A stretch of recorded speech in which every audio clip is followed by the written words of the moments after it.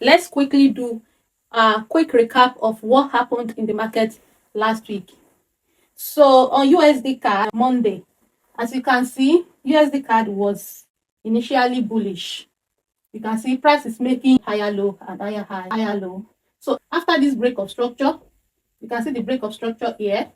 My drilling rate is between the swing low that caused the break of structure and the swing high. So everything I was expecting USD card to do is for it to come back within my drilling range in the discount, tap into my internal range liquidity and go back to the external range liquidity to give me my take profit.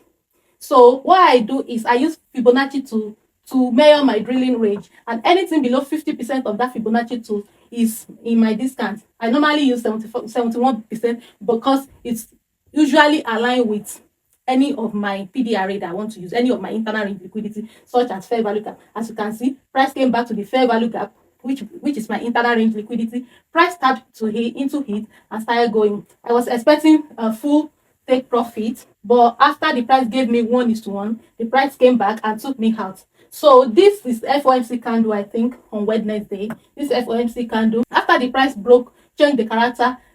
That means USD card changed character to bearish. If I was to take a bearish trade on this price action here, this is the candle that changed the character of the market. So this is going to be my swing high and this is going to be my swing low. I would have used my Fibonacci to measure this place and sell from the discount, maybe from the order block or from the breaker block. But I did not take that trade. What happened is that price went back, used the breaker block and started selling again. So this was the one I took on Thursday stroke Friday. When price broke another structure, you can see USD card is still giving a downtrend.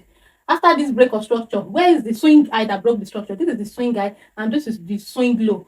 That means this within this place and this place is my drilling range. Within this swing high and swing low is my drilling range. What I use to measure is that I take my Fibonacci tool and measure the swing from the swing high to the swing low. That means I am going to be selling from the premium, because you buy from discount and you sell from premium. Anything above 50% is the premium. So I waited for price to get to the 75% of my Fibonacci tools, which is aligning with this breaker block. So price used this breaker block to start selling again. Last week I took a loss on USD card and one winning trade on USD card.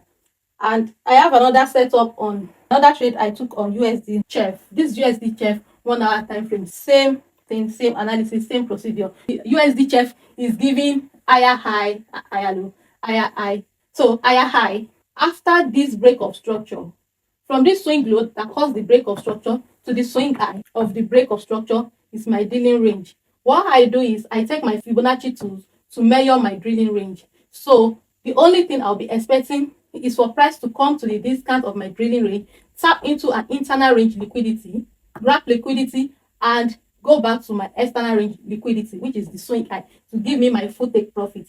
And as you can see, when price got there, it got to the 50% of the drilling range and actually went to take profit straight.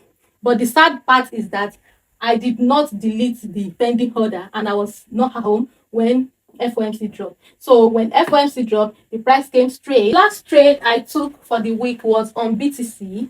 As you can see, BTC was on a short-term bullish trend. So here, when BTC got to this my discount level, when BTC tapped into my entry here, I was expecting it to go and take this external range liquidity, but unfortunately I got stopped out here, and since then BTC changed trend and started selling. This is where BTC changed character to a downtrend. As you can see, it started selling here. This is a break of structure to the downside. The price tapped into this other block and it gave us another break of structure to the downside. When I have seen that BTC have changed character and have started selling, that means the trend of the market has changed to bearish. So from this swing high to this swing low is my drilling range for me to sell BTC.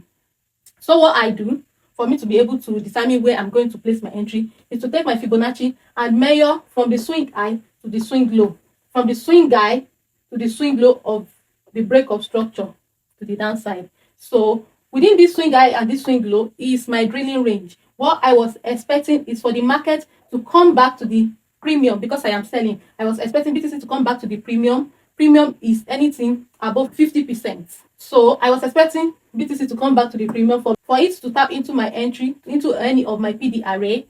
Price came, tapped into the 75%, 71% of the Fibonacci 2 and came down to clear this external rate liquidity where my take profit is. So where my take profit was. So the trade completed yesterday evening before the market closed.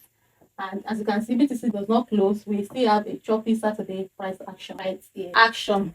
So those are all the trades I took this week. If you are interested in more trading content like this, follow me. Let us learn and grow together. Thank you.